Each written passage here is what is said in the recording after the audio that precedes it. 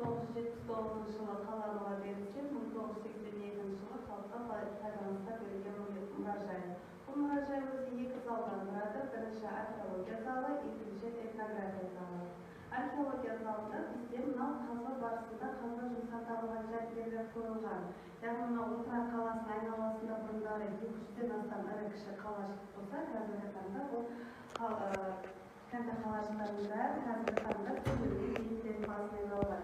Яғни сол төбелердің бейіттердің басынан табылған жәдігерлердің бәрі біздің осы екінші қабатта археологиялық залында орналасқан. Бірінші 18-ші ғасырды қамтиды.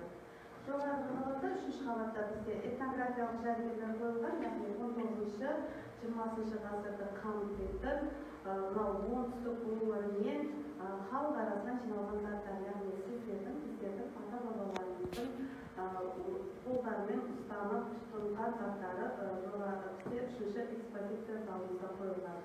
Жалпы бізде кезең-кезеңімен қойылған, бізде археология залында тас дәуірінен басталады. Одан кейін орта ғасырдағы Отырардың гүлденуі, одан кейін Шыңғыстан әскерінен кейінгі Отырардың қайта бой көтеруі және қазақ хандығы тұсындағы Отырар бөлінеді. Ұлттық рухқа негізделген ұлттық сананың кемелдене дамуын елбасымыз үлкен мәселе ретінде көріп, екі қырын атап көрсетеді. Ұлттық сананың көкжиегін кеңейту және ұлттық болмыстың өзегін сақтай отырып, ұлттық бірқатар сипаттарын өзгерту. Бірақ қазіргі жаңғыру үлгілерінің қатері бар екенін де ескертеді. Ол қатер өзгенің ұлттық даму үлгісі бәріне ортақ үлгі бола алынғанда. Дегенмен іс жүзінде әрбір өңір мен мемлекет өзінің дербес даму үлгісін қалыптастыруда. Өзгенің ұлттық даму үлгісін көшіріп ала беру. Ол мықты оралымды сөз өрнегімен, ұғынықты тілмен өрілген.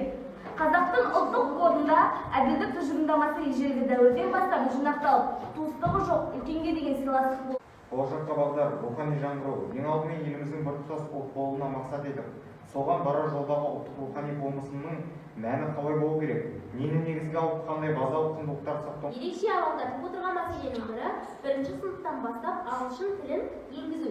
Жоғарғы сыныптарда жаратылыстану пәндерін ағылшын тілінде оқыту дер едім. Жаратылыстану пәндерін ағылшын тілінде енгізгенде адамдық парасат, ақыл-ой, ізгілік пен әдемілік заттандырылып, игілік жүйесі құралған. Сонымен бірге мәдениет адамды тұлға ретінде көтеретін негізгі құрал.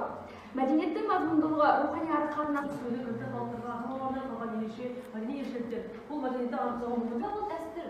Әлемдік елдердің өзінің дәстүрлері, тарихы және де дамуы. Жазу кітап. Біздің кітап арқылы қабылдайтын ақпаратымыз, өнегеміз, тәрбиеміз. Экранды көзімізбен қабылдаймыз. Әдебиеттегі мәдениет код.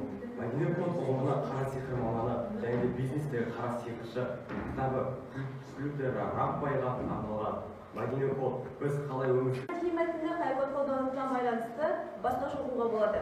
Кодтың өзі даму процесінде де өзгеруі мүмкін. Мәдени кодтың мысалдары ежелгі мәдениеттерге ең маңызды мәдени код атаулар жүйесі болды.